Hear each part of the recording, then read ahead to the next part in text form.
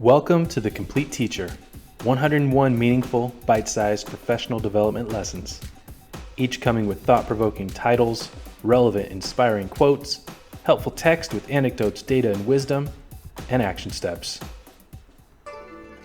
Lesson 87, Academic Freedom versus Common Lessons.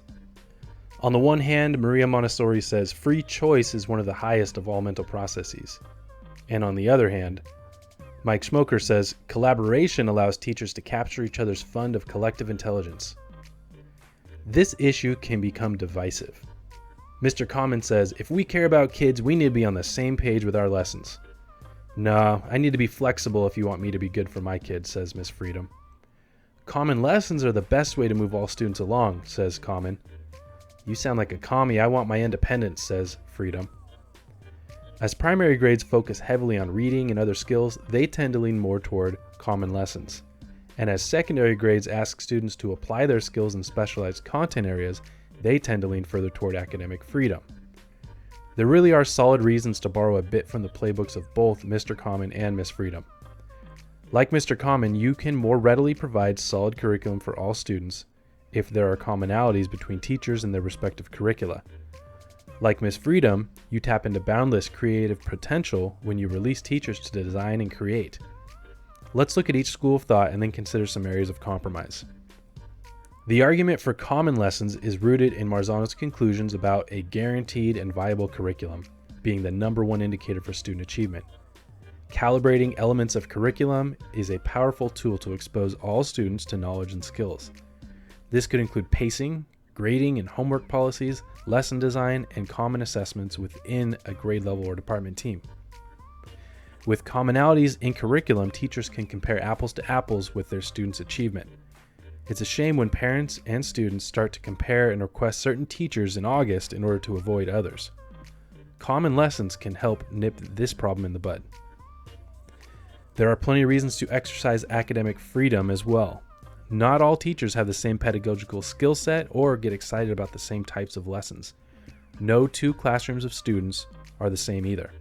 Plus, asking teachers to be lockstep with others can sour the creative process.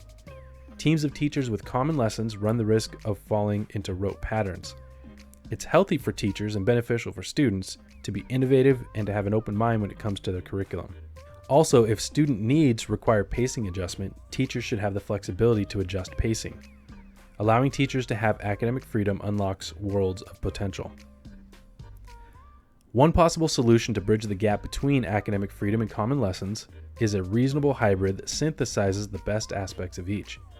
For instance, a team might agree on common pacing for when units begin and end, but the lesson designs are open for teachers to plan. Or a team agrees to share the more visible lessons, such as activities that students adore or parents appreciate. You don't want to face the annual question, why don't you do that cool rocket activity with your classes like Miss Common does with hers?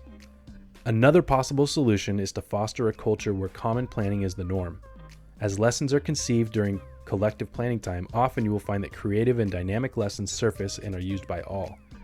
Freedom and commonality can become the same thing when teachers tap into their collective synergy. If a team of teachers allows for students to be the topic that drives conversation and curriculum decisions, good things will follow. Another solution would be to let data drive the conversations. If teachers set aside egos and approach the table with an open mind, a genuine conversation about best practices will emerge. When Mr. Freedom or Miss Common consistently has students with higher test scores on shared assessments or state assessments, why wouldn't you want to figure out what they do and apply it to your own classroom? If you designed and implemented a lesson that is fun and effective with students, why wouldn't you want to share it? Action steps. Whether you side with academic freedom or common lessons, decide to keep student learning a top priority. Consider hybrid approaches, plan with other teachers, and let data drive conversations about best practices. Need a copy of all the Complete Teacher lessons on slides? Looking for an e-reader or physical copy of the Complete Teacher? Want to browse thousands of other top-rated, engaging resources? Check out the links below.